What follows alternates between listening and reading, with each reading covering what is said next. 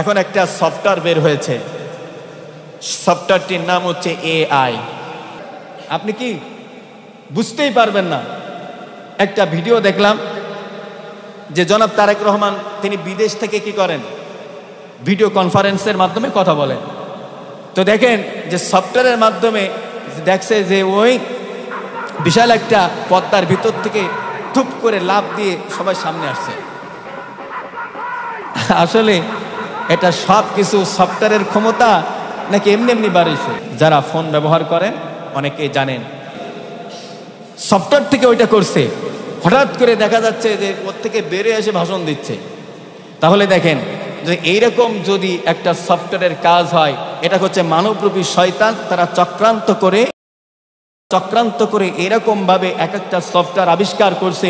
সাধারণ জনগণ ফোন সম্পর্কে আমরা যারা অনেক বুঝি, আমরা অনেকেই হয়তো ফোন চালাই, কিন্তু আসলে কোন সফটওয়্যারের কি কাজ আমাদের অগোচর অনেক সফটওয়্যার আছে না নাই, অনেকে কিন্তু জানি না। হঠাৎ করে একটা ভিডিও যখন সামনে আসে মনে হয় এই হুজুর এই কাজ করছে, ভাবি নাই না, ভাবি। আবার দেখবেন মনে হয় যে না, মনে হয় এই নেতা এই কাজটা করছে। এখন যেটা হচ্ছে দেখবেন না, এটা হচ্ছে অনেকটা ভিডিও এআই দিয়ে বানানো হচ্ছে।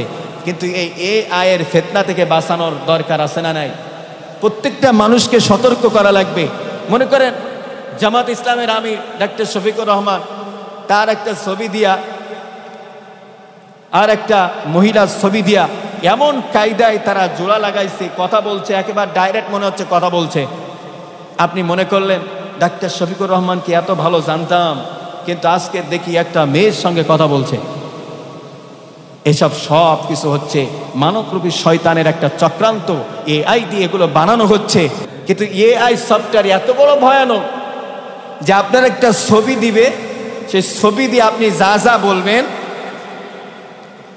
ঠিক তাই ওই এআই বানায় দিবে, ওই অনুযায়ী আপনাকে বানায় দিবে। আপনি ওই ফর্মুলা মেনটেন করে যখনই তার কাছে দিবেন, ও এমনি আপনার কথা, ভাব, আপনার মনের যে চাওয়া পাওয়াটা ও বুঝে ফেলবে। ওই অনুযায়ী আপনার একটা ভিডিও বানায় আপনার কাছে দিয়ে দিবে। আবার দেখবেন এমনও তো হতে পারে, মনে করেন সামনে নির্বাচন, সামনে কি নির্বাচন না, সামনে আগামী ফেব্রুয়ারিতে নির্বাচনের ঘোষণা হয়েছে। মনে করেন এ জায়গায় যত দল আছে, মনে করেন যে বিএনপির ভারপ্রাপ্ত চেয়ারম্যান তারেক রহমান, তার একটা ছবি নিয়ে মেলা মানুষ সামনে দিছে। দেওয়ার পরে ঠিক ভোটের দিন সকালবেলায় এআই দিয়ে একটা কায়দা মতো একটা ভিডিও বানাইছে যে এই নির্বাচনকে আমরা প্রত্যাখ্যান করলাম। এখন সাধারণ জনগণ মনে করছে যে তারেক রহমান যেহেতু নির্বাচন প্রত্যাখ্যান করেছে, আমরা নির্বাচনে যাব না, আমরা ভোটই দিতে যাব না। এখন বলেন তো, এই যদি হয়, এই ফিতনার ভিতরে পড়ার সম্ভাবনা আছে না নাই? আপনি তো বুঝতেই পারবেন না। আপনি কি বুঝতেই পারবেন না। একটা ভিডিও দেখলাম যে জনাব তারেক রহমান তিনি বিদেশ থেকে কি করেন, ভিডিও কনফারেন্সের মাধ্যমে কথা বলেন। তো দেখেন যে সফটওয়্যারের মাধ্যমে দেখছে যে ওই বিশাল একটা পদ্মার ভিতর থেকে ধুপ করে লাফ দিয়ে সবাই সামনে আসছে। আসলে এটা সব কিছু সফটওয়্যারের ক্ষমতা নাকি এমনি এমনি বাড়িয়েছে? এখন এই জায়গায় মনে করেন যে জীবনে কখনো মনে করেন যে আমাদের সেক্রেটারি, আমি দেখি নাই যে অ্যান্ড্রয়েড ফোন ব্যবহার করছেন, করেন নাই। আমার সেক্রেটারি দিয়ে উদাহরণ দিই।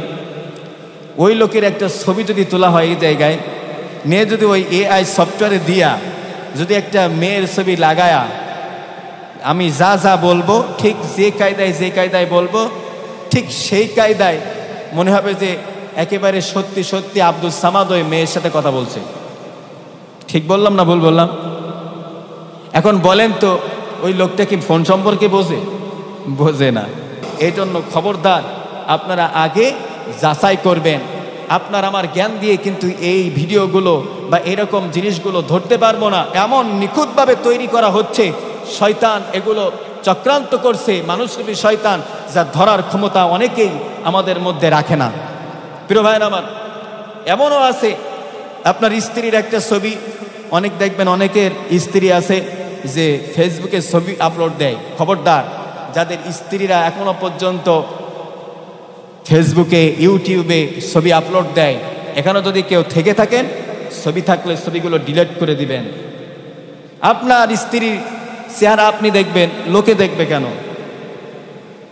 এরকম যদি থেকে থাকে ডাইরেক্ট ডিলিট করে দিবেন। তা না দিলে দেখা যাবে এমন একদিন আসবে যে আপনার স্ত্রীকে দিয়ে এমন একটা ভিডিও বানাবে যা আপনার সহ্য করার ক্ষমতা আপনার থাকবে না।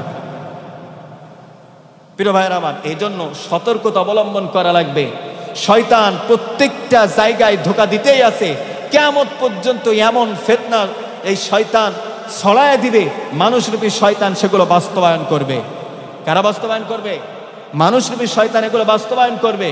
তাদের বাস্তবায়নে পানি তোলার জন্য আপনাকে আমাকে সতর্ক হওয়া লাগবে।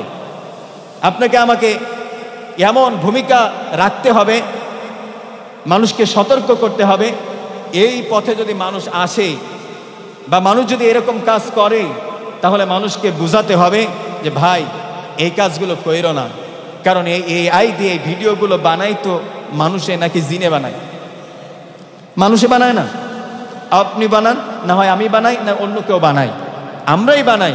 তাহলে এই মানুষরূপী শয়তানগুলো দেখা যায় একজনের পরে হিংসা আছে বা এক দলের উপরে হিংসা আছে, ওই হিংসামূলক কাজ সম্পূর্ণ করার জন্য এআই দিয়ে এই ভিডিওগুলো বানায় সে আপলোড দেয়।